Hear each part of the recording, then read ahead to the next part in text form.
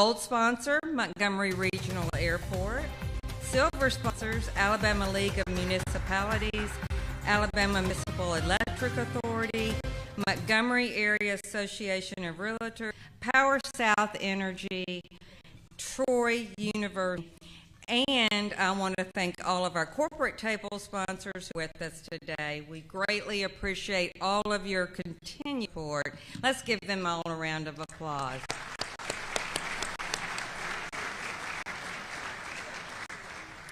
We would also like to give a special thank you to WSFA for being our media partner and broadcasting this event. We will air this afternoon in Montgomery and Mobile at 4 p.m. Thank you so much, WSFA. Let's give them a round.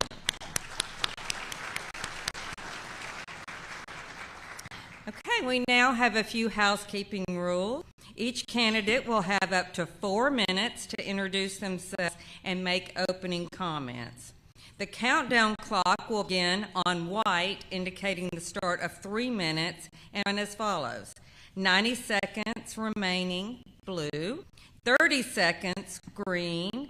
15 seconds will be yellow. 10 seconds, red, and time's up, red. At which time candidates must end their comments. There are a total of 11 questions. Candidates will have 90 seconds to answer each question. Countdown clock will begin on blue, indicating the start of 90 seconds, and run as follows. 30 seconds remaining, green, 15 seconds yellow, 10 seconds red, and 5 times up will be, again, red. Begins with the moderator when the moderator has questioned and acknowledged each candidate by name. We kindly ask all guests to silence their phones as we focus our attention on these candidates. Finally, I want to clarify that the questions our moderator, Martha Roby, will be asking today were not written by her. They were carefully prepared by the Montgomery Chamber to expand on the key topics discussed in this debate. Now I want to turn the floor over to our moderator, former Montgomery City Council member and former 10-year Congresswoman Martha Roby. Martha, will you and our candidates please take the stage, and we will flip the coin to determine which candidate will introduce themselves first. The other candidate will take the first question, go first with their closing statement. The candidates will alternate answering questions, and the candidates have not been made aware of the questions. Okay, let's go with the coin toss.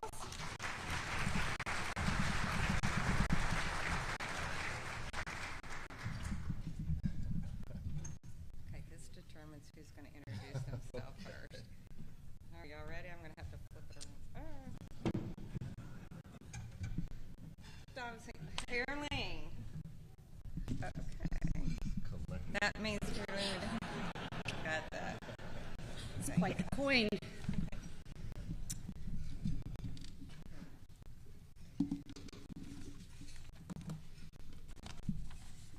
Well, good morning. Hello, and thank you again for joining us. I had the distinct honor of serving the people of District 2 in the U.S. House for 10 years, and I now have the honor to help you get to know the candidates who want to fill that seat. I want to remind you once more to please silence your phones. The questions I have for the candidates, again, were carefully thought out by the Montgomery Chamber of Commerce, but we will begin with opening statements. The coin has been flipped, and each candidate will get 4 minutes to speak. First up is Caroleene. Thank you. Good morning. It's a privilege to be with you all today. I'm Caroleene Dobson, and as you know, I'm running to represent Alabama's 2nd Congressional District. I grew up in Beatrice, Alabama, Monroe County. I now live here in Montgomery with my husband, Bobby, and daughters, where I practice real estate law and serve on Alabama Forestry Commission. I am so proud to be raising my girls in South Alabama, where values of hard work, humility, community, and faith are interwoven in the very fabric of our culture. But, like many of you, I'm worried about where our country is headed. I've never been in politics before. I'm a working mom, also probably like many of you, but I'm in this race because I want better. I'm running to make your life easier. I'm running to make gas and groceries affordable again. I'm running so that your kids can play in your neighborhood without you worrying about whether they get home safely or not. Over the course of this campaign, I have been committed to visiting a corner of this district to listen to you. Thank you to each and every one of you who shared your time with me, shared your stories, your hopes, and your fears. I'm running to fight for you and for all Alabama families. I'm running against a Washington, D.C. insider. He spent his entire adult career in Washington, D.C. He owns a $1.5 million house right outside Washington, D.C., started leasing an apartment in this district to run for this race. What's more, he has been part of an administration that, for the past 4 years, has crushed American opportunity and made our country less safe. He wants to continue the policies of the last 4 years, but you and I should ask ourselves, are we better off than we were 4 years ago? I've traveled all over this district and have yet to find one person who says yes. 4 years ago, gas was $2.20 a gallon, eggs were $1.50 a dozen, and our world was not at war. We don't need more Washington insiders leading our gun. What we do need is leaders who will fight to be stewards of the blessings that God has given. People who understand the responsibility that we need this country as fruitful as possible and leave it better than we found it for the next generation. My opponent will go to Washington because Washington's his home. I want to make Washington work for Alabamians again because Alabama is and always will be my home. I humbly ask for your vote on November 5th. Let me fight for you in Washington, D.C. Thank you. Now for the opening statement of Shomari. Hey, good morning, and thank you to the Montgomery Chamber, and thank you to everyone here in attendance today, and thank you to the staff that is making this event. And Martha, Congresswoman, thank you for playing referee today. My name is Shomari Figures. I am born and raised in Mobile, Alabama. And more importantly, that is the hometown of a 17-year-old phenom named Ron Williams. Roll Tide. I was born here. I was raised here. I'm a product of public education. A product of public education. Like over 85% of people in this state and nearly 90% of people in this nation. I went to public school from kindergarten through law school. Finished high school, John L. LaFleur High School. I won a championship in basketball, by the way, 2002. I stayed in Alabama. I went to University of Alabama. Still stayed in Alabama. I went to University of Alabama's law school.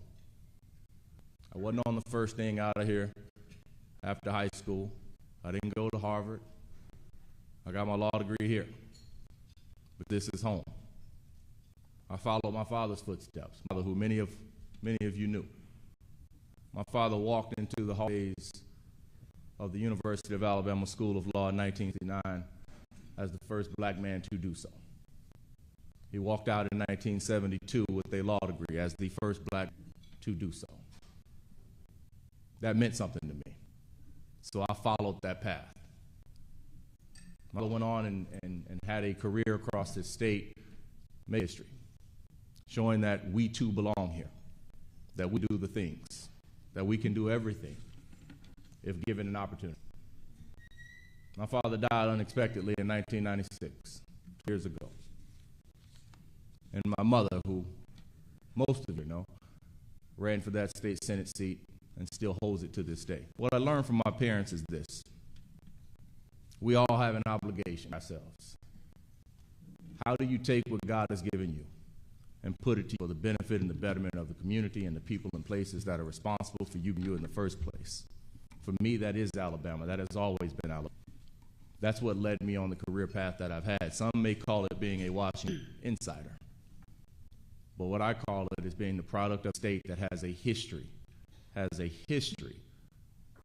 needing government to force them to treat people right, of needing government to make sure that people have equal opportunities and equal access opportunities. That is what led me to a career that has taken me across federal government. Now, I don't agree with how federal government works in many respects, but I have learned how it works, and I know how we can make it work to benefit people of this district. I know how we can leverage that experience to improve outcomes here. I know how we can leverage that experience to make sure, like my father was able to take advantage of an opportunity previously been denied, that communities here are able to take advantage of having an opportunity of a member in Congress who actually cares to improve the conditions in their community. I look forward to discussing this with you guys throughout the rest of the morning. And it looks like I ran Martha off. I'm sorry.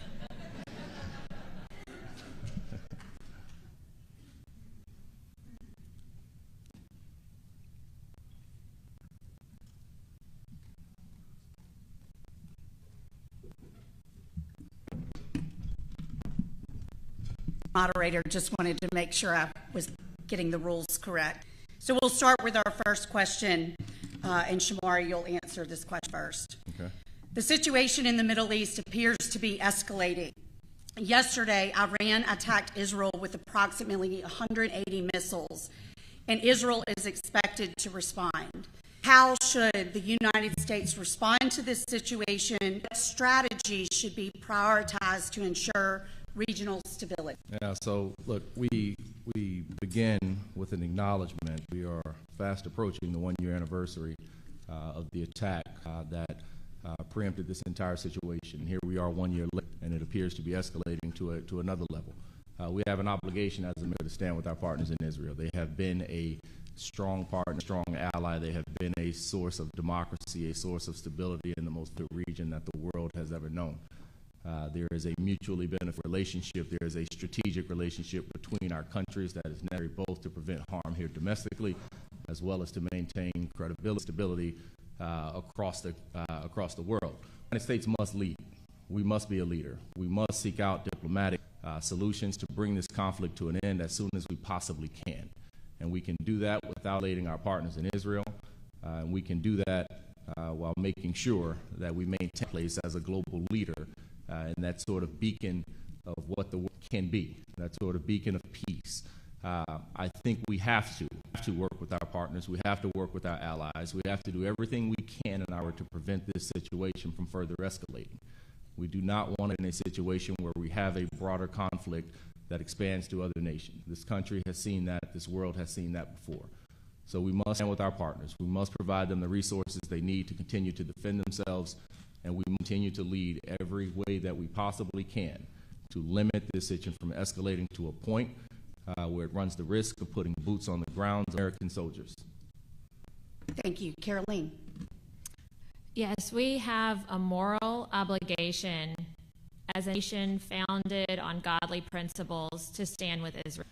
We also have a geopolitical interest in defending Israel. Israel is on the front lines of a greater war by those in the Middle East who would seek to destroy Israel and destroy America. And Alabamians have always recognized this. Many of you may not know that in 1943, the Alabama state legislature was the first throughout the country to unanimously approve of the nation state of Israel. Unfortunately, the action that we see by Iran can be directly linked to the Obama administration and the Biden administration's policies, which my opponent served. The flawed nuclear deal of the Obama administration appeased Iran, and then continually, after the October 7th attacks, the Biden-Harris administration has engaged in equivocation when it comes to support for Israel, including unfreezing billions of dollars for Iran to fund the very war that they are attacking right now on Israel. You can't trust an alum of the Obama-Biden administration to stand with Israel, and that's what we must do. We must stand with Israel. We must take a tough stance against Iran and the terrorist groups it support that seek to destroy America. And we also have to crack down on anti-Semitism throughout our country. It's evident that back in April, when Iran also launched missile attacks on Israel, that my opponent failed to make a statement supporting Israel. I will stand with Israel and ensure that we are protecting those of the Jewish faith there and here in America. Thank you. Caroleene, what would you consider your biggest challenge for the district, and what could you do in Congress to combat it? The biggest challenge in this district is the lack of opportunity. We have incredible race, we have wonderful people, but our economy is struggling. I don't have to tell you it's not hard for many Alabama families. It's almost impossible. 45% of Alabama families say that they struggle to pay weekly bills. About 31% of Alabamians with credit cards delinquency. We need relief, and we need that quickly. But relief, there's no silver bullet. We have got to stop inflation. That means we've got to stop reckless government spending that we've seen the Biden-Harris administration engage in, like $7 billion electric vehicle charging stations. That benefits about a handful of people in this district, people that don't have access to sewage. At the same time, we have got to unleash American energy independence. This administration has been crushing American energy, and that increased the cost of what it takes to grow things, move things, build things, and make things. Additionally, we have been failing in our education systems. We have got to ensure that our young people have access to the tools and are equipped with the knowledge that they need to have successful 21st century jobs in this district. We have young people that are dropping out of high school. Here in Montgomery, the truancy rate is about 25%. And at the same time, we don't have access to electricians. We have the opportunity for successful careers in this district for our young people, and I will fight to ensure that we do a better job of providing parents with choice, of ensuring our education dollars are going to students and teachers, not to Washington bureaucrats. Thank you. Shomari. There's identification of a lot of problems, but with no solutions. And we need people in Washington, D.C. that are actually going to fight to bring solutions. We're all finding what we don't like the best. But how do we fix it? One of the things that I don't like the best, and people across this district don't like the best, people across the state don't like the fact that we, as Alabamians, if you're born in this state, you're to die before anybody else born in any other state in the United States of America. With the exception of 2 states, we could all guess one: Mississippi and West Virginia. Why is that? Why do we live the shortest life in this country? It's health care. It's health care. It's insurance. It's being able to go to a doctor.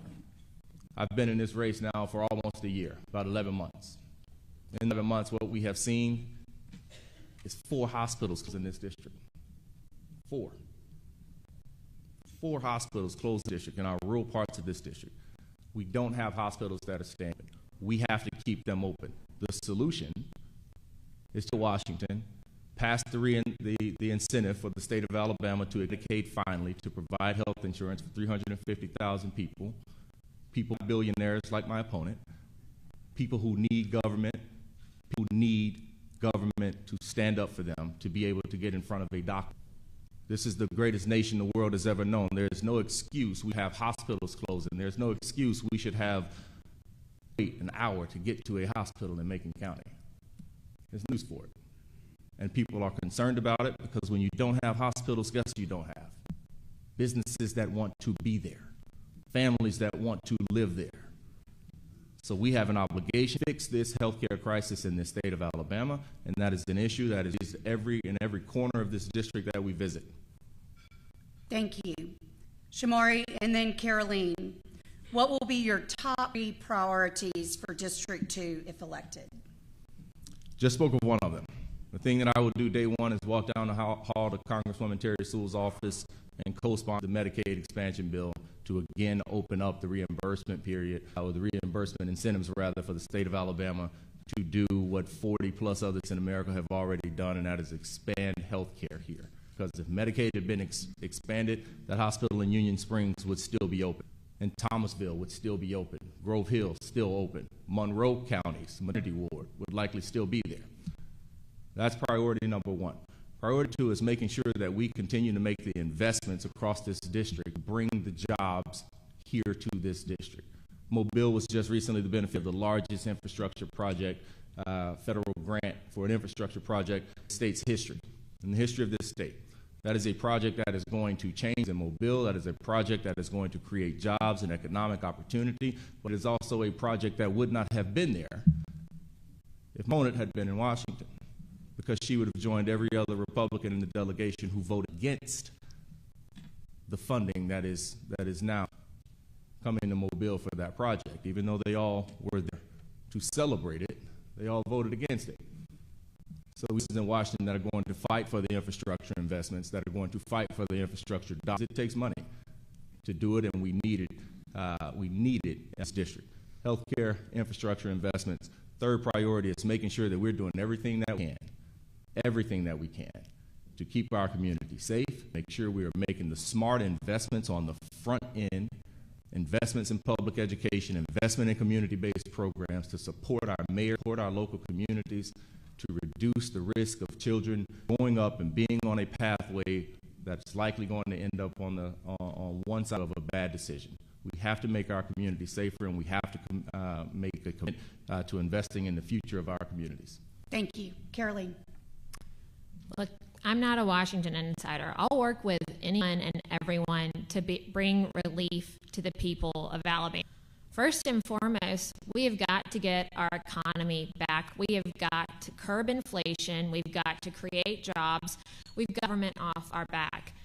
For hospitals to survive, for schools to flourish, we've got to have people in our rural communities, and they have got to be there because they've got to have jobs. And this administration, my opponent was part of, has been crushing American opportunity. They've been crushing American energy. They've been meeting regulations that have made it almost impossible for small businesses to continue to grow and flourish. Small business make up so much of this district. And so I will fight to ensure we get our economy running again. Secondly, part of the reason that we have a strain on so many of our local enemies is our border crisis. There's, without question, there is no dispute that our country has suffered due to the open border policies of the Biden administration. My opponent was part of Biden's transition team. He helped put policy in place. And whether it's the fentanyl crisis that impacted nearly every community in this district, or whether it's to 10 million non-taxpayers here who are seeking our social, who are putting strains on our rural health care facilities, have got to secure our border and come up with a meaningful solution to immigration. Related to that, the third thing I would work on is the crime. We have witnessed an exponential crime throughout this district, including here in Montgomery. Part of that means coming up with better solutions for the mentally ill, also treating our law enforcement like the heroes they are and ensure they have adequate funding that they need. Thank you. Caroleene, what would be your first and second committees of interest? Why and why? What committees would you seek to gain access to, and why? This question is a little bit like a beauty pageant where you're supposed to answer world peace. And that, of course, I would be very good in an appropriation spot, because I could advocate for the people of Alabama, ensure that we funding that we need to create opportunities to repair infrastructure and to bring growth to this region. As a freshman congresswoman, the likelihood of that may be slim. So whether or not realistic, I would also very much be interested in serving on the Armed Forces Committee. This is so incredibly important to this district. Over half of Alabama's military assets are here in this district, many here in the Montgomery community. We have to fight to ensure that we are supporting Maxwell Air Force Base, the Air National Guard, the F-35. The Biden-Harris administration has been treating our military on social engineering instead of combat readiness, sending VA doctors to the border at the expense of our veterans, and I will fight to ensure that we're not only just supporting the here in this district, but also the defense industry. Ensures that we can catch up to China. Right now, the Chinese Navy is larger than ours, and we hold the key in this district with Austal, Airbus, with Lockheed Martin and Troy to ensuring that we can catch up with our enemies and keep our country safe. So appropriations, armed services, but more than anything, I want to serve on the committees that would best serve the district. And so I'm open to serving on any and all committees that would allow me to be a voice for the people of this district. Thank you. Listen, we're going to make good of whatever committee we get on because we have to. People here are relying. And in terms of committees that, if I could have my pick where I would be, appropriate committee likewise would be right at the top to be able to steer investments here. But I understand being a freshman Congress, that is a pipe dream and not likely to happen. But there is transportation and infrastructure. Transportation and Infrastructure Committee, they steer those infrastructure dollars that I've been talking about right back to the keys here. I know they were rebranded a little bit in the state of Alabama to call Rebuild Alabama, but those were Build Back Better dollars. Those were Build Back Better dollars that invested across the country, a lot of which was steered coming right out of Transportation and Infrastructure Committee. Those investments here. Montgomery needs those investments here. We need them in Mobile. We need them across every aspect of this district, from Phoenix City to Evergreen, from Greenville to. We have to make sure that we are investing in our future infrastructure because it improves our capacity for goods flow, in and outgoing. Right now down in Mobile, they have 3 major infrastructure projects going on. They are dredging out the port to make it a deep water container to increase capacity coming in, relocating the airport and getting an international to get more cargo coming in. And then also the bridge project that earlier, which will have regional impacts. Montgomery has an inland port. They also need support that we can actually bring those investments here. Ag Committee, Culture Committee, something that this state needs, something that this district needs desperately to ensure that our farmers and our rural communities have the resources they need and make sure that we're protecting those programs that are needed by too many in this district, too many people in this district that live below the poverty line. 7 out of the 15 poorest counties in this state are in this district. And so we have to be there to protect them, to increase the quality of life that we can. And lastly, I'd also say armed services. We have 5 military bases either in the district or in close enough proximity to this district where they impact what's going on, and we protect that industry. Thank you. We have one last question before first break. We'll begin with Shomari. You both already touched on this, but what would you propose to address the current healthcare challenges? Yeah, so the first thing that we have to do, starting to feel like a broken record, is we have to go back and get Alabama to expand Medicaid. We have to. It is critical, vital. It is no excuse that we have not done that in this state. We have the lowest life expectancy of age in the United States of America. In the state of Alabama, you are just barely to live past your 60s. Your 60s. That is unacceptable. That is unacceptable. And for 2 people, that is because of lack of health care earlier in life. That is because they fall into this coverage gap where they have a job, work hard, but they realistically do not make enough money to be able to afford health insurance on the open market. But they make too much money to qualify for Medicaid. And so what does that result? It results in people going 10, 15, 20 years where the only doctor they see is an emergency room physician if they have an emergency. Well, that puts strains on our hospital. Ask Jackson Hospital about that right here in Montgomery. We need Medicaid expansion. We need to do that. And if the state of Alabama refuses that, then what we have to do is explore directing funding to counties to at least be able to provide some of the preventative type services, because we know the issues that plague our communities, the issues that plague the counties and the people that live here in District 2 and across the state, these are conditions that are foreseeable.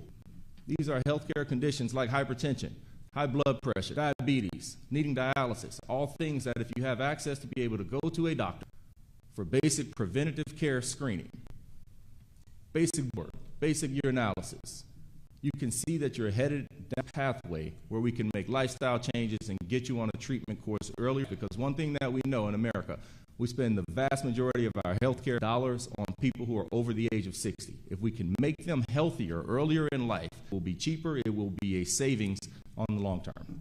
Thank you, Caroleene.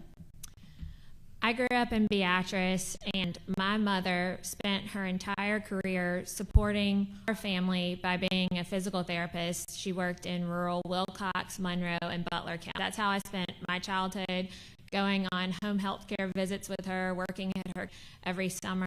And I witnessed firsthand the vital that just one person can have in a rural community when it comes to help people heal from injuries, recover from surgeries. We have too few people like her in our rural communities and small towns, and I will fight for funding for rural hospitals.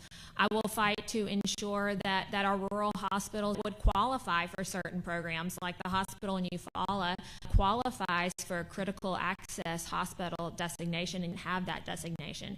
So I will fight to ensure that our hospitals are getting the funding and qualifying for the programs that they need. We need to be honest in that the question of Medicaid expansion is one left to the states, and I encourage the governor and our state legislature to examine that, given the rural health care crisis that we have, the closure of the Thomasville Hospital this week, the fact that the hospitals in Crenshaw County and Conecuh County are also on the verge of closing. We cannot expect people to move rural America and take the jobs that we need to develop resources that we have in rural America if there isn't access to health care.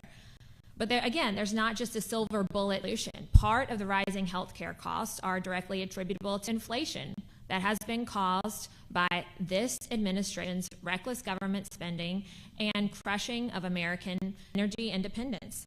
We also have to recognize that the best insurance is the one that you get through your job.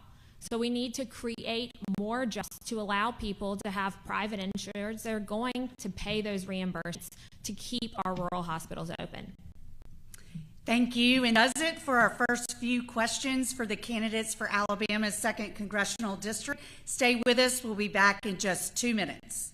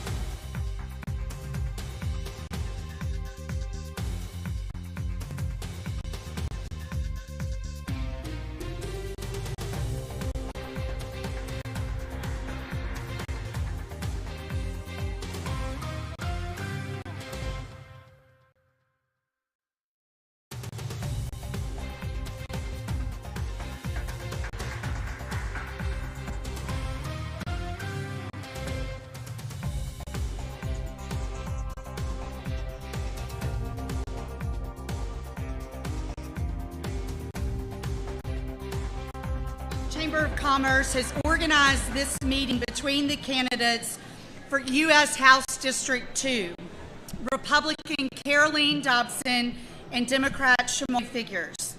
Let's continue. Caroleene will answer this question first. Agriculture is a major industry in the district. What would be your priority? Well, having grown up on a farm, I know firsthand the struggles that folks in our agriculture community are experiencing. I also know how vitally important food security is to the health of our country and the future of our next generation. We stand to lose about 100,000 small family farms this year. The reason for that is because of high inflation, of input costs rising, making it much harder for American family farmers to have any sort of economic benefit. You know, what most people don't realize that for the average Alabama family farm, over 90% of the assets are illiquid. That means most family farms are barely scraping by as it is. And this administration, I find it interesting that my opponent wants to serve on the Ag Committee when he's been part of an administration that has been over-regulating agriculture on every single front. The Biden administration has been trying to tell farmers what they can do with their water, how to raise their livestock, has been attacking farmers and the ability of farmers to flourish. I mean, just our small family farm operation, fertilizer costs have increased almost 150% in the last 3 years. This is directly related to this administration's policy with respect to American energy. Fertilizer is a byproduct of non-renewable resources, and the fact that we are not actively developing and expanding and optimizing American energy is causing the price of fertilizer and diesel to increase. So I will fight for deregulation, for unleashing American energy, and for supporting those who support us with food security. Shomari. Look, I think the theme continues a bit. Let's identify the problems with no actual solutions. But again, we need people in Washington that can do more than just problem spot. We have to be able to identify solutions. It starts with an understanding of our farming community. My father actually owned a small cattle ranch down in Theodore that we let go after he passed away. So it's not an industry that I'm completely unfamiliar with. I didn't grow up on a fifth-generation cattle ranch, but I certainly grew up in rural Alabama. My family comes from Clark County, so this is not an issue that is unique to us. So what we have seen is farming across the country, certainly farming across the state of Alabama and the district. This has been an industry that has been gradually declining for decades. President Biden didn't make this industry decline. It's been gradually declining for decades. We have seen for far too long the children of farmers, like my opponent, leave the farm, and they don't come back. They don't come back. And so this is not a Biden issue. President Biden was not the reason you decided not to continue the family business. What we have to do is make sure that our farmers, have access to capital. They need access to capital. That is a critical piece of the Farm Bill. We have to go to Washington and have to not continue to punt on the Farm Bill. There are too many provisions there for food security. There are too many provisions there to make sure that the industry can remain competitive, that limit the amount of products that we can import from other countries, to make sure that they remain a viable player in this industry. We also have to make sure that we're preparing our communities to be able to compete in the future of farming. Too many rural communities still don't have access to the internet, and if you're going to be able to compete in the future of farming, you must be able to incorporate the appropriate levels of technology to facilitate you being able to be in that business. And so we have to make an investment there to make sure that our farmers and that industry is protected and can compete beyond just now, but going into the future. Thank you. We're now going to pivot to a couple of questions related to defense, and we'll start with you, Shomari. How should Congress allocate defense spending to enhance emerging capabilities like cyber warfare, artificial intelligence, and missile defense to counter potential threats to our national security? Look, we live in a technologically, a very fast-paced technological environment, and the scope and the manner in which conflicts play out now are different than they were 10 years ago, 20 years ago, even 30 years ago. And so our capabilities, our defense capabilities, have to acknowledge that and have to incorporate that into how we are preparing, how we are making the investments. We have seen here over the last several years that cyber warfare is a real thing. It is something that we have to guard against, because through the internet we can have our most basic capabilities attacked and crippled in the form of our electrical grid, in the form of our banking systems, in the form of our water systems and other utility systems. So we have to make sure that we're making the appropriate level investments at every single level. We cannot take for granted. We cannot take for granted that even though we may have the best fighting force, that we do not need to make the advancements and the investments, the appropriate level investments into the future of what warfare unfortunately looks like. And so in Congress, I would make sure that we were being informed, make sure that we were taking a responsible approach to adapting to the modern nature of how conflict exists and how other countries are going to attack us and have attacked us. And so that is what we would do, and that's what we have to do, and appropriations must reflect that priority. Thank you. Caroleene. I'm the proud granddaughter of 2 World War II veterans. My grandfather was injured in Guadalcanal, was a Marine.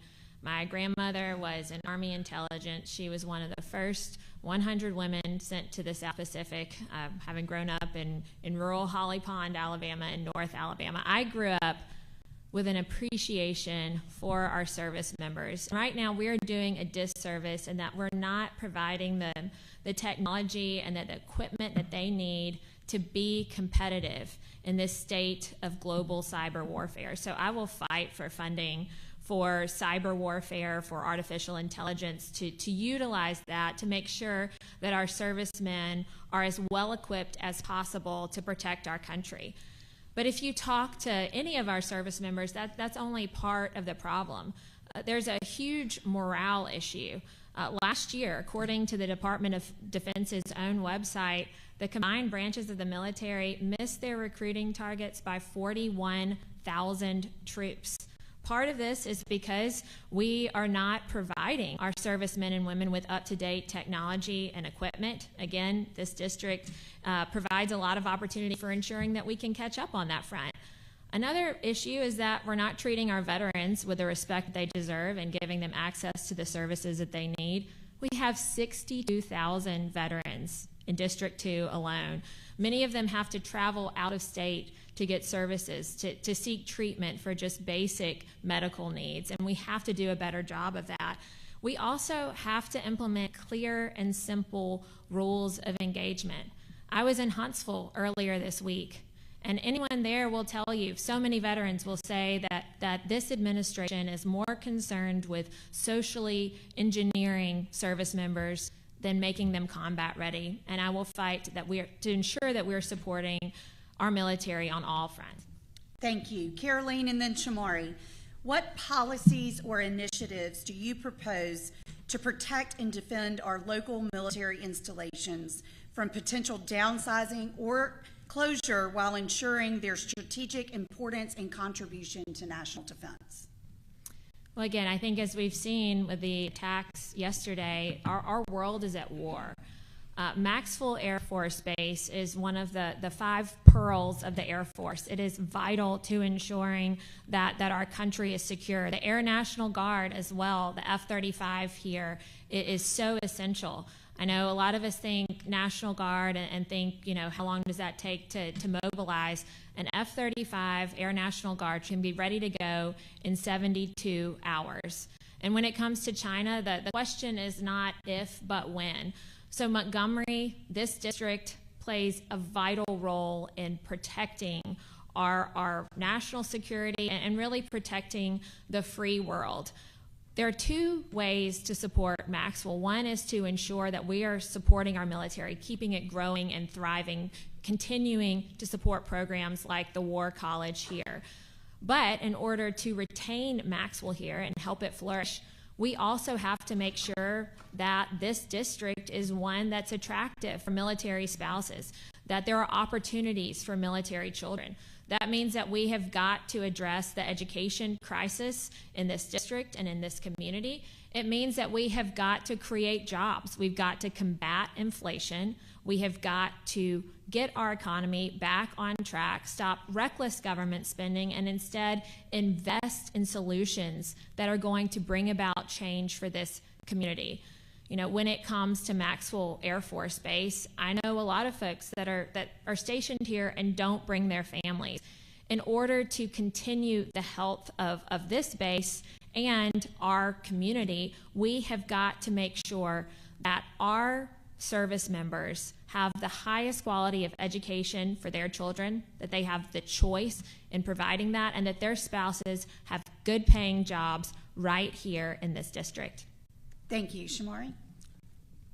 I think the answer to that question starts with understanding the local communities in which the bases impact and how they are incorporated into our local economies. And so that starts with a very strong partnership at the state and local level. That starts with being able to sit down with Montgomery Mayor Stephen Reed and going over and sitting down with Phoenix City Mayor Eddie Lowe and getting an understanding from them. How can we leverage Congress? How can we leverage what we can do to further incorporate the positive impacts that the bases can have? What are the problems you hear locally that the people on the base wish they had solutions to, that know that they could grow and become more vibrant in an even greater part of the community? I know here in Montgomery, for instance, Maxwell Gunter is a pillar of this community. We have to lose it. Montgomery cannot, we have to keep it. We cannot lose Maxwell Gunter. We cannot. There's too much from a national security perspective that's implicated here. There's too much from a local economy perspective here, that we have to go to Washington, D.C. and make sure that we're doing every single thing in our power to grow the influence of Maxwell Gunter. It is something that has impact beyond just Montgomery. It is regional. It is statewide. So therefore, in Washington, whether or not I'm fortunate or not enough to end up on Armed Services Committee, I will be the biggest advocate, the biggest cheerleader for working with the Department of Defense to see what are the new programs on the horizon, what are those programs that are currently being implemented and run out of other military bases where you are thinking of either expanding or relocating and would like to come to an environment that is used to actually facilitating that. I will be the biggest recruiter for that, to bring more of those instrumental programs, particularly those programs. We just talked about cyber warfare and the future of warfare, what it looks like. We have to make sure that Montgomery and Maxwell Gunter and this District 2, has a place, has a role in that future of what warfare looks like, and preparing this country and this state and this district to be prepared and be ready. Shomari, would you participate in community-directed spending? Absolutely. Absolutely. Absolutely. Without doubt. And you can even take the new fancy label off of it, community-directed spending. It's earmarks. Absolutely, I will participate in earmarks because we need it, because this state has too often been left behind without it, because the communities that we have that make up the majority geographically of this district don't receive the benefits of it. Mayor Haygood in Tuskegee, they need things. Mayor Reed here in Montgomery, they need things. Eddie Lowe, they need things out in Phoenix City. We need things down in Mobile, right? We can't fix our hospitals in Union Springs and Monroe County if we do not take advantage of every single resource that we can to direct spending to our communities. They are far too important. So absolutely, I would be a leading proponent of it. It must be done ethically, it must be done responsibly, and it must be done for projects that have a legitimate public interest. We cannot allow it to be abused, but the state of Alabama falls far too short in the investments that need to be made in our communities.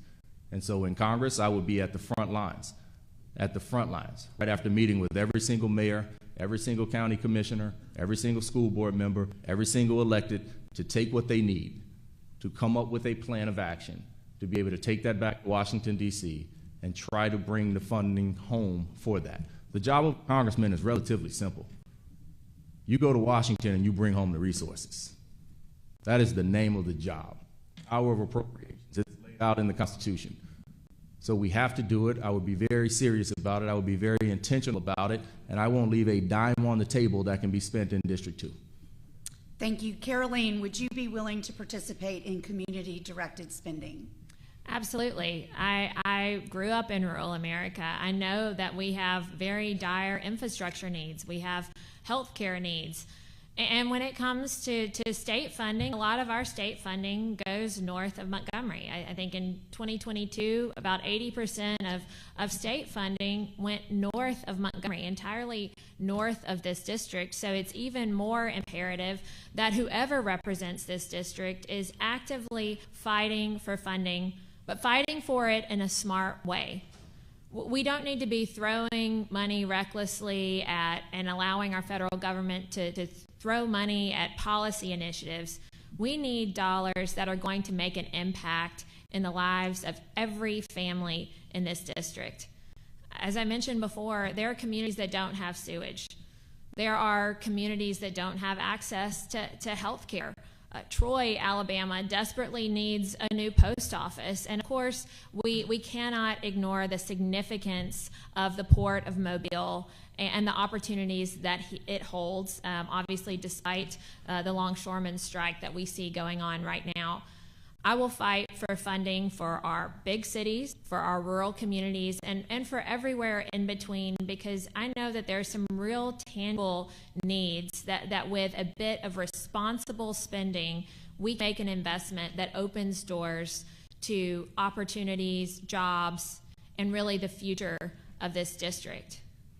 But what we also have to recognize is that we have too few folks in Washington that are being good stewards of our funds. We have so many folks that are trying to fund their policy initiatives instead of bringing home dollars to where they can count the most. And as a product of rural Alabama, as someone who is raising my children here, I will fight for every dollar that will make a difference in the impact Alabama families.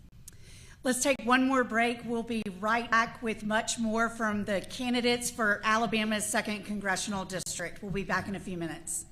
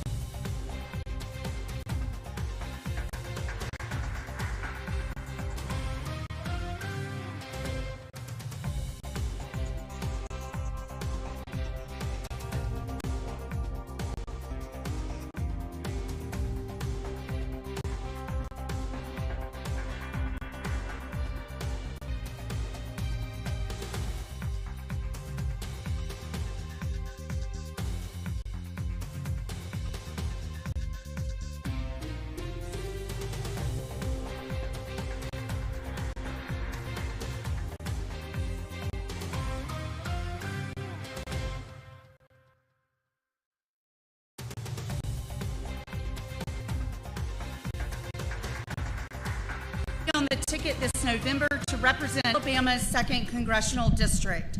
Today's event is brought to you by the Montgomery Area Chamber of Commerce as part of their Washington Brief series. Let's continue.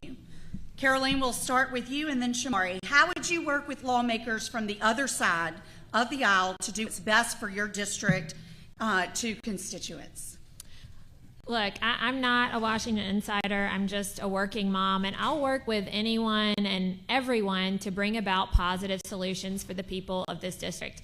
That's what I do in my job. I'm a real estate lawyer, and so when I decided to run for office, there were some folks that said, "Oh, well, you're not a litigator. Why are you running for office?"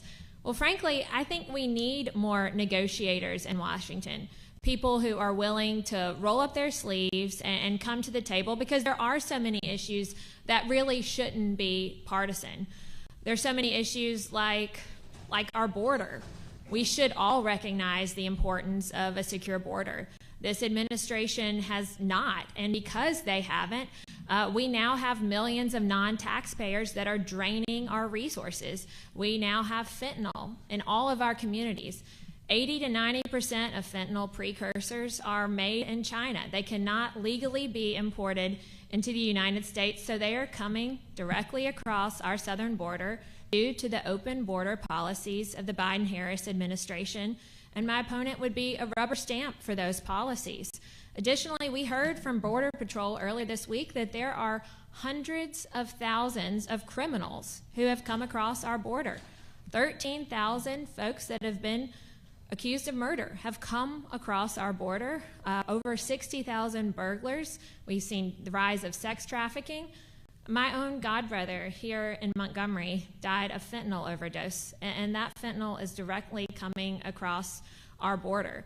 So when it comes to the issue of our border, our economy, our military, we don't need more Washington insiders who are engaged in the gridlock that we've seen for the past decades. We need more folks who are real people, who are going to Washington to bring about real results for the people of this district. Thank you, Shomari. As a child, I remember hearing my father one day use the word statesman.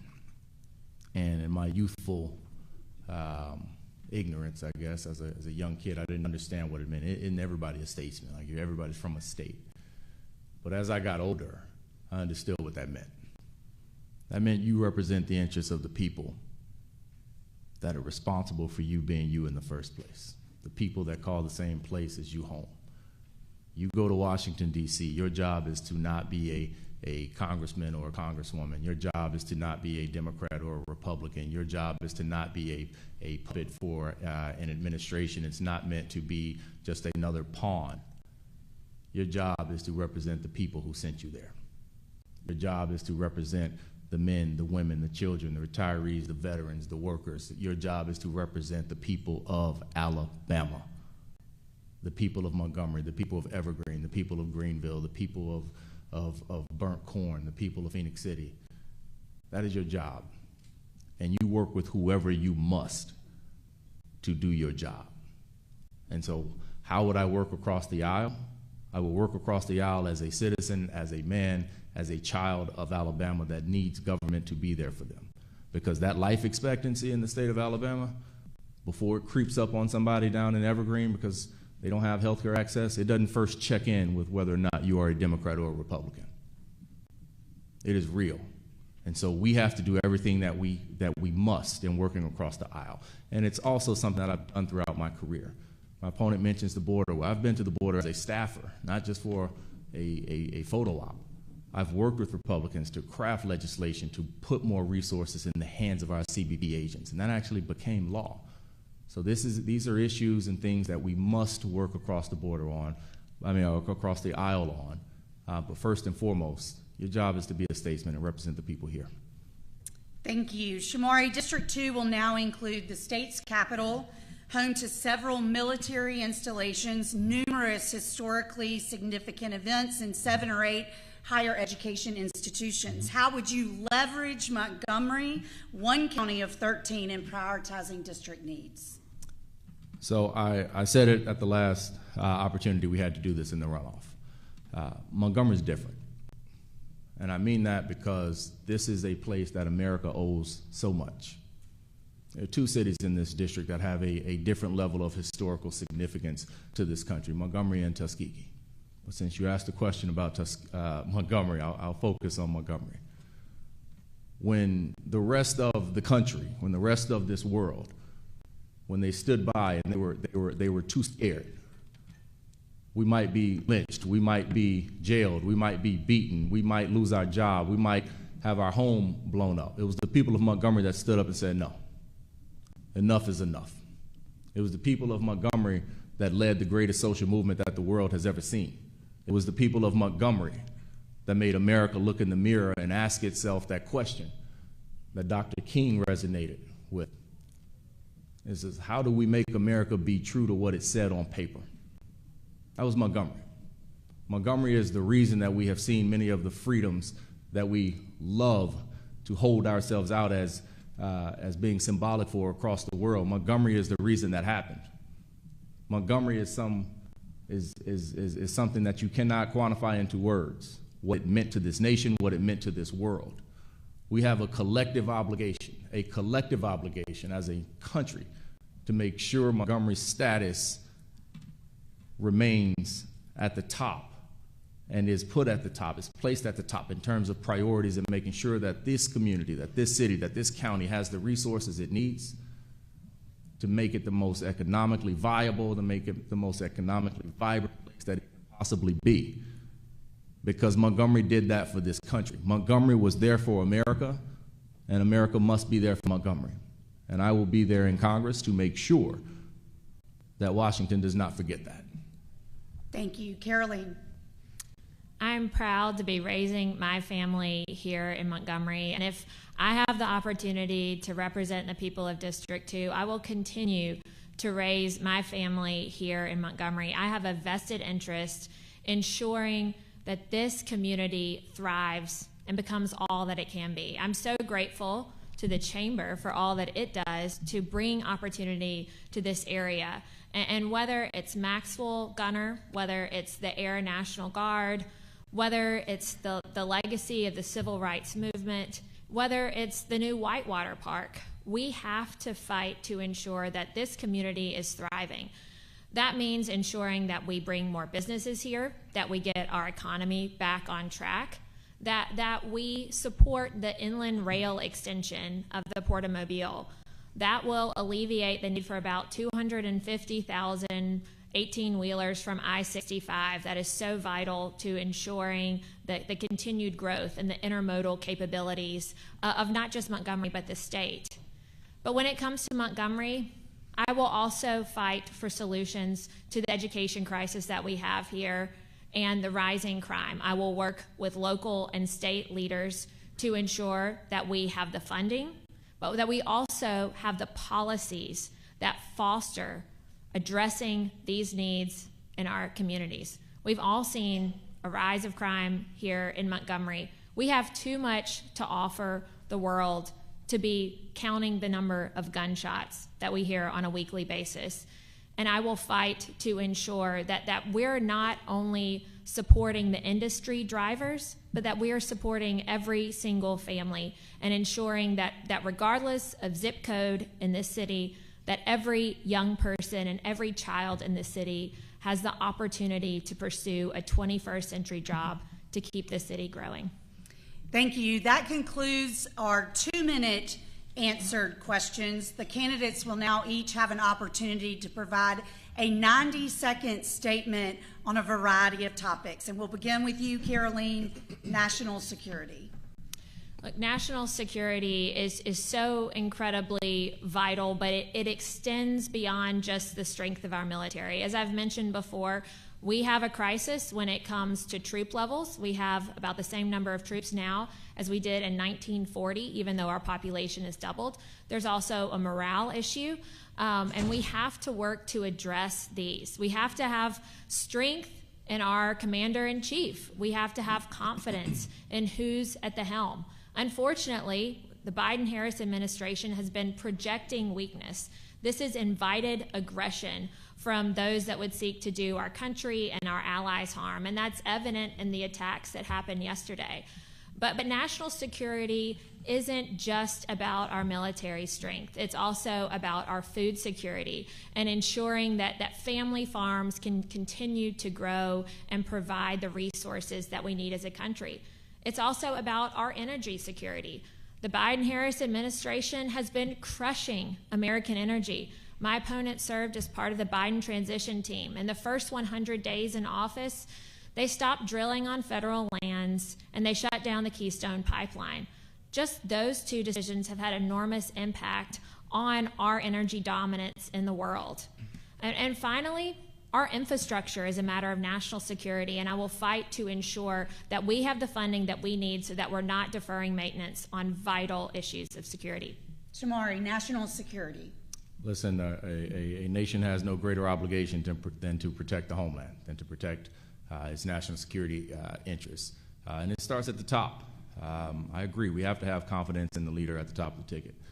We have to have confidence in the president, the commander-in-chief. That's their number one priority, is to protect people here in the United States, here at home. We have to make sure we're not putting somebody in the White House that's literally insane.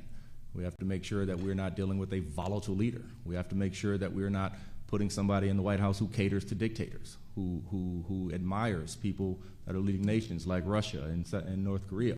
So I agree. So we certainly must do that, and we must prioritize it.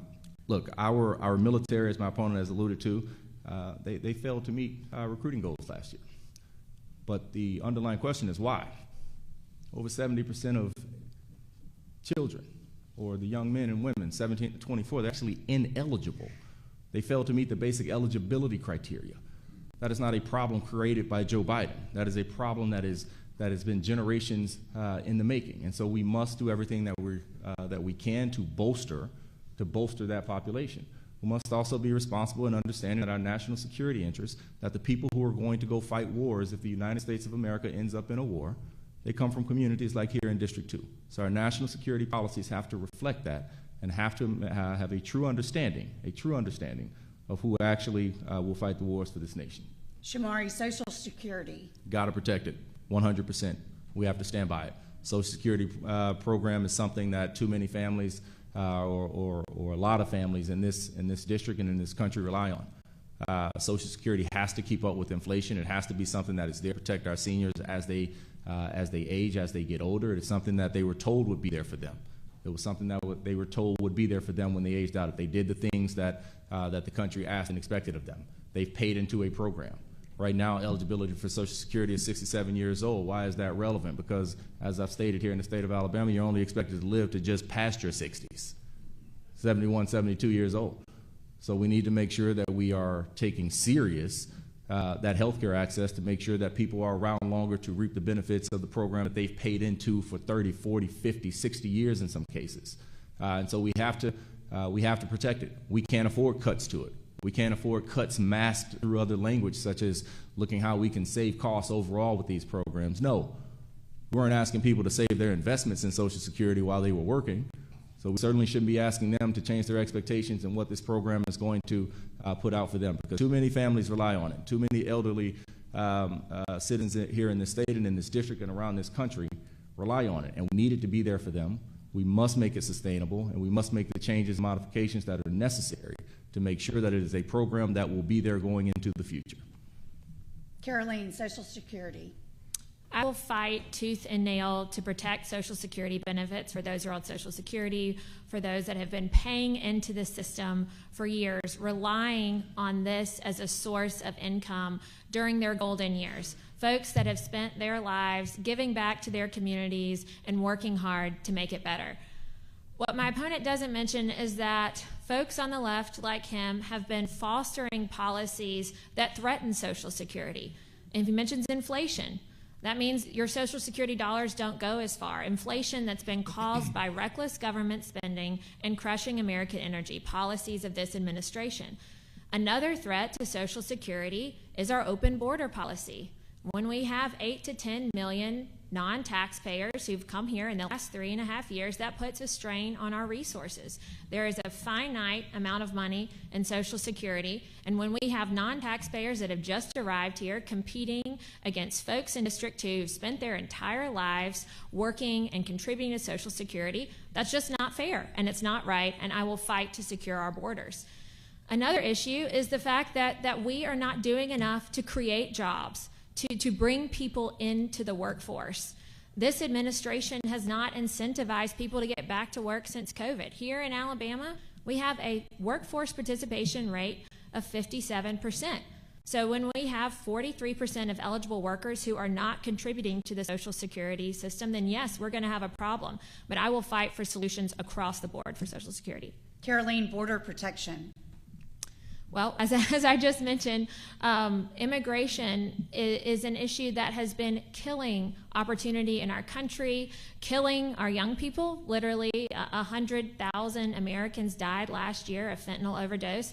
Fentanyl, again, as I mentioned, cannot legally be imported to the U.S., so it's coming across our southern border after it's been manufactured in China. It's also made our communities less safe. There are young people who have died in this district at the hands of illegal aliens who are drunk driving, who've been apprehended multiple times and just released. The policies of this administration are nonsensical when you look at the fact that we have to have secure borders in order to keep our country secure. And the solutions that have heretofore been offered by this administration don't do enough. They leave the borders open without any vetting process for the first few thousand immigrants who come across. I can guarantee you that the cartels will ensure that their drug runners are first in line. There have been over 300 members of ISIS that have been apprehended due to this open border policy. Those are the ones we've been able to catch.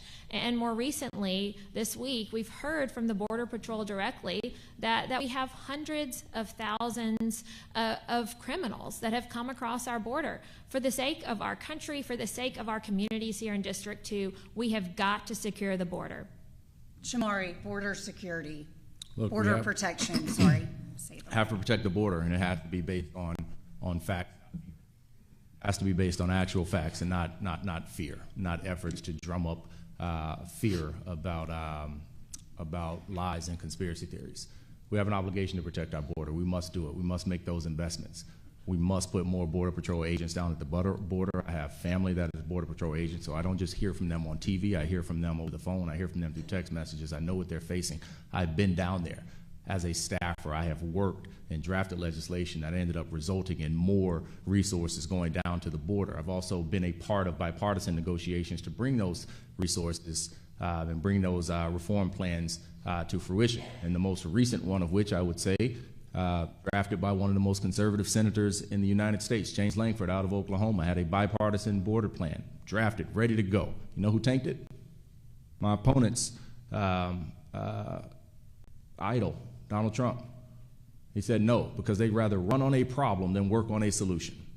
And so we have to go to Washington, again, to find solutions, to work on solutions. So we must get them the resources that they need on the border. We must reform our asylum process. We must reform our legal pathways to entry into this country. And we must take serious that obligation. And we can do it, and we will do it. You have 90 more seconds to discuss immigration reform. Immigration reform. Look, as I just hit to it, it is a multifaceted issue. It is something that is challenging. It is something that we know everybody's been great at identifying the problem. But as I just mentioned, President Donald Trump is hell-bent on standing against the solutions, even solutions crafted and drafted by his own party. So we must reform our asylum program. We know that is a large part of the large numbers that we see at the border. But we also must recognize the facts. As I said, here are the facts. Here are the facts. We had less border encounters in the 8-year average of President Obama than we did in the four-year term of Donald Trump. Why is that? We had smarter border policies that were rooted in fact, that were rooted in providing the necessary resources that we needed. So we have to reform it. We have to expand the legal pathways to entry to this country. We just have to. It makes sense to do. And so we can protect our border without sacrificing the foundational values of who America is, and we can do it. And my opponent mentions the border. But what she fails to mention about the border is that in her early legal career, she spent time in Texas actually selling millions of acres of our border state land in Texas to shadow companies owned by Mexican investors. And so that is something that we have to understand, that we have to understand the realities of it, that border protection does not just become an issue when you're not being paid to do it. So we have to make sure that we have smart border border protection policies, reforming our immigration system in a manner that actually makes sense and reflects the true values of this country. Caroleene, immigration reform. Well, first I want to clarify, I was a real estate attorney, and I helped a Mexican company that was fleeing from the cartel that moved here illegally buy some office buildings, so it wasn't quite millions of acres. But what I will say is that we do have a border crisis, and my opponent points to the Obama administration, but what he fails to mention is the Biden administration, of which he was part. He was part of the transition team that flung open our borders and has resulted in less safe communities and a strain on resources in our country. The Trump administration lost track of 1,400 minors at the border. To me, that is unacceptable. Any child lost track of at the border is unacceptable. But the Biden administration, they've lost track of 320,000 children at the border. We have got to get our borders secure, and we have got to ensure that we are not continuing the humanitarian and national security crisis that was created by the Biden-Harris administration, again, of which my opponent was part. Meaningful immigration reform, though, also means that we have got to incentivize people to want to come here legally. There are a number of businesses, whether it's agriculture, construction, transportation, in this district that rely on migrant workers. And right now, that process is overly cumbersome. There are quotas on that process. So meaningful immigration reform also means that we need to reward those who want to come here. Caroleene, government spending. Look, you and I have to balance our budget, and that's becoming harder and harder to do in this economy because of rising inflation, because of crushing regulation. But our government doesn't seem to acknowledge that. We've got so many Washington insiders that are more concerned about funding Washington, or are more concerned about paving their path to power than they are about empowering our communities. And the reality is that we're headed towards a financial cliff. To be clear, again, as I've said earlier, I will fight for funding for our health care, for our schools, for our infrastructure. We need funding in this district, but we also have to spend responsibly. This administration has been throwing money at reckless initiatives. Again, $7 billion for electric vehicle charging stations, of only about a dozen have been built, and which do not improve the quality of lives of folks here in this district. We are $35 trillion in debt. That's the equivalent of debt payments of billions of dollars a year. And if we have any hope of getting inflation curbed and of bringing about economic success and prosperity to our country, we have got to have folks that are willing to balance the budget. Shomari, government spending. Yeah, I get it, but I also want to clarify something because I think it's a very important point. Ms. Dobson said that land deal that she worked out for Mexican companies purchasing land over in our border state of Texas was somebody playing for the cartel. Well, the realities of it, look, this is land that was used to secure a $100 million portfolio loan. So that's one hell of an office building. And so I think the realities of it is that it was not that. The realities of it is that in the private sector, you were a real estate attorney and you helped secure a deal selling border land to shadow companies owned by Mexican investors, which is that's your business in the private sector. But what we cannot do is now sit here and say that we have the solutions to secure our borderland when that is what we have spent our careers doing. Government spending is something that is important. It is very important. And again, it's something that we have to analyze through a lens of actual fact. And that border piece, that's not something that we just drummed up. That is literally laid out on my opponent's website as a career achievement. But we have to understand this. is that in the Trump administration, even removing COVID spending, he added almost $5 trillion to the American deficit. You know how much Joe Biden has done? About two. So we have to understand that we have an obligation to make our government spending responsible and effective, but we also have to address this through a lens of reality. Shomari, would you support codifying Roe v. Wade federally? Absolutely. I do not believe that it is the government's role to tell a woman what she can and cannot do with her body. I think it's pretty simple. If you don't believe in abortion, if you don't want an abortion, don't have one.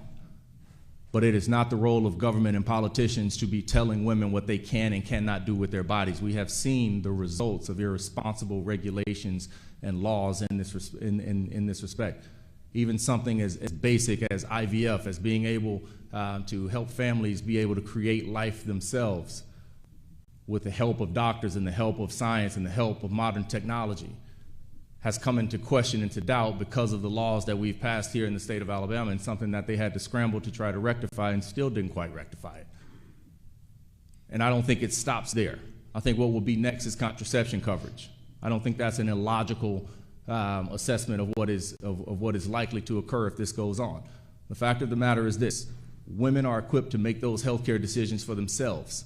They don't need government, they don't need politicians, they don't need a president, they don't need Congress, they don't need a Senate to tell them what they can and cannot do with their own bodies. That is a decision that is personal. That is a decision that should be between them, their God, their family, in light of their own circumstances, to be able to make that own personal choice themselves. And so that is a decision that I 100% believe should be left to women. Caroleene, would you support codifying Roe v. Wade federally? The Supreme Court in the Dobbs decision ruled that abortion is an issue that is best left to the states, and I stand by that decision. I'm pro-life. I believe in exceptions to abortion for the cases of rape, incest, and the life of the mother, but this is an issue that's best left to state legislatures to decide with compassion, consensus, and common sense. When it comes to the issue of IVF, though, we have seen Senator Britt here from Alabama propose legislation that on a national level would ensure access to IVF across the country, and we saw Democrats vote that down because they want to maintain this issue as a campaign rallying cry.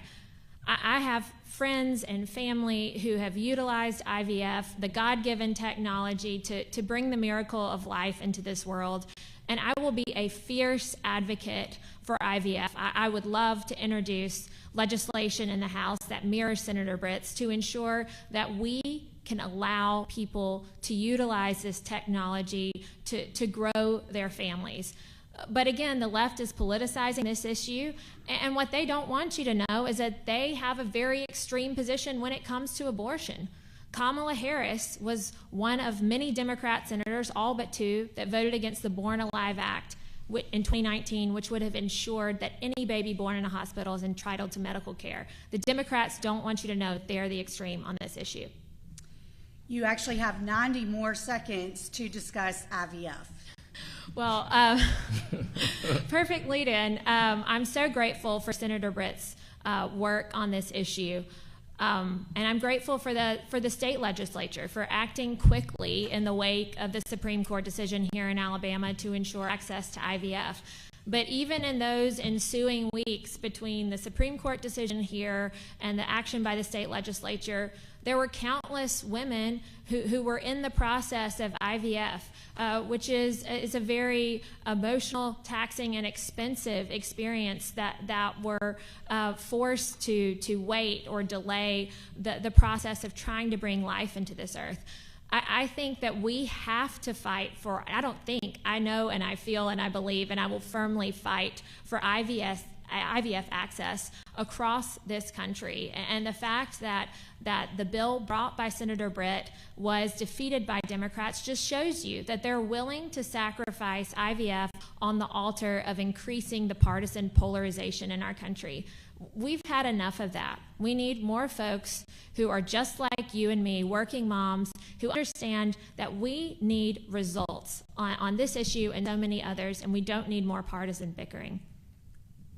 Shomari. I think what happened in the state of Alabama with IVF was unfortunate. It was sad. It cost a fair number of families an opportunity, at least at the time, to be able to have a family of their own, to have children of their own.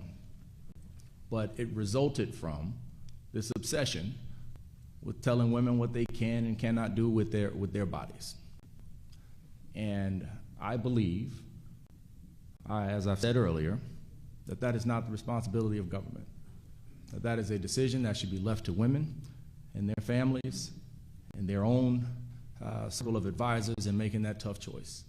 But we also have to analyze this policy through reality. I'm not extreme on this issue. I just believe that it's an issue that people should be able to make themselves. But to sit here and listen to people, including the presidential nominee on the Republican side, say that you can have an abortion after birth, that's called murder. It ain't true. It's a lie.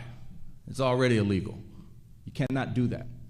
And to also sit here and further a lie that women wait until 8 and 9 months pregnant to have an abortion. It's not true. It's not how it happens. They're making these tough decisions much earlier in that process. And so at the end of the day, I think we have an obligation to make sure that we're standing up for women to make their own decisions. We will now begin our closing statements, and each candidate will have 4 minutes to close, and we will begin with you, Shomari. Well, thank you again to the Montgomery Chamber. Thank you to the Renaissance Hotel for hosting us, the staff here, and all of you here in attendance. I think we have an opportunity here to put a leader in Washington that's going to go to Washington, D.C., and that's going to put the state and the district and the people here in first. I think it's been pretty clear on this stage who views things through a partisan first lens and who views things through a solutions-oriented lens. I don't have to go to Washington to learn how to be a Democrat. I don't need that education.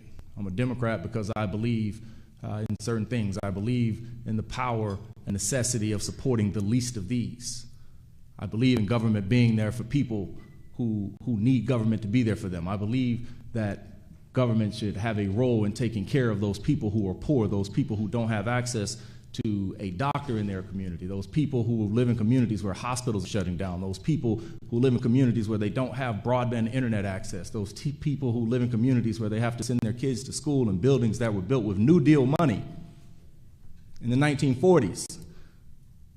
I believe that government should be there for those people. I believe that government has to be there for those communities, like Shorter, Alabama, that don't have the tax base to support the type of incentives that are necessary to be able to recruit in the types of companies that we want to provide those jobs of the future. I believe that we have an obligation to have representation in Washington, D.C. that will do that will go to Washington and fight for those infrastructure investments. I was down in Greenville, Alabama, met with their mayor. They got to tap into a new water supply source for the city of Greenville within the next 2 decades. I believe they should have the type of leader that doesn't just tell them, well, go talk to the state about that, getting water access. But that's the type of leadership we've had in Washington, D.C. for far too many parts of this district. We need a leader in Washington who is going to go to Washington to make sure that we are putting Alabama first. I'm not going there to fight with Republicans. I'm not going there, I don't care who's president, because my job description does not change, regardless of who is the president, regardless of who controls the Senate or who controls the House. Because the healthcare challenges we face down here, they will still be here, whether it's a Republican-owned Senate or a Democratic-controlled House. The people that need the investments in their communities to build new roads, to build new bridges, to modernize their school systems, to make sure their hospitals can stay open. Those challenges don't disappear if Hakeem Jeffries is Speaker or if Mike Johnson is Speaker.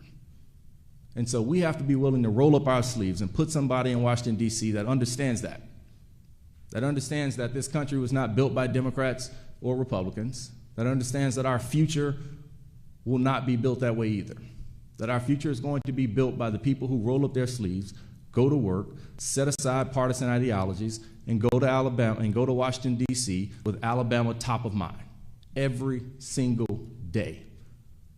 That is what motivated me to work in government in the first place, and that is what will motivate me every single day in representing the people of this state and of this district. I love this place.